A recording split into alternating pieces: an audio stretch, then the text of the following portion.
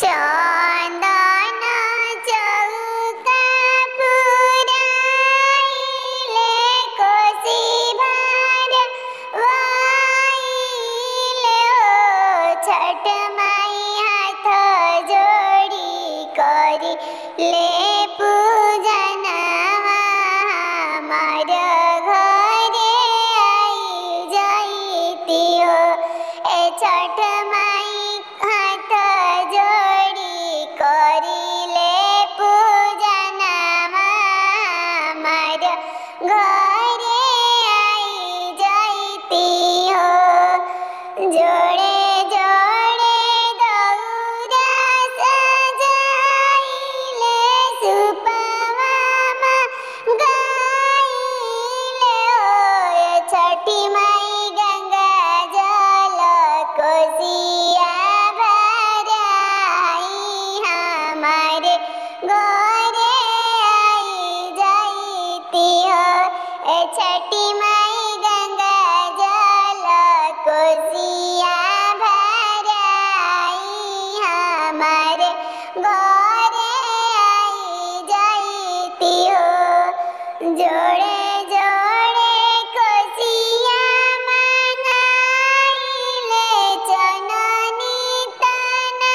तनाइले हो ए छठी माई गैया के घिउआ मंगाइले दिया ना जलाइले हो ए छठी माई गैया के घिउआ मंगाइले दिया ना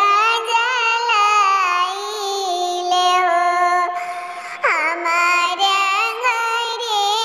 छठी मैया आईती हम हाथ जोड़ी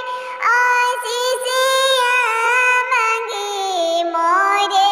सिंदूराय मोर रोहे छठिया मैया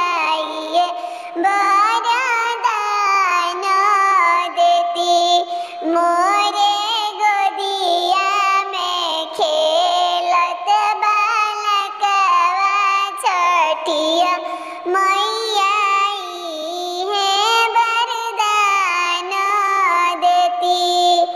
चंदन चौका पुराइले अंगना लिपाइले हो छठी मैया अंगने में कोसिया भराइले रउआ के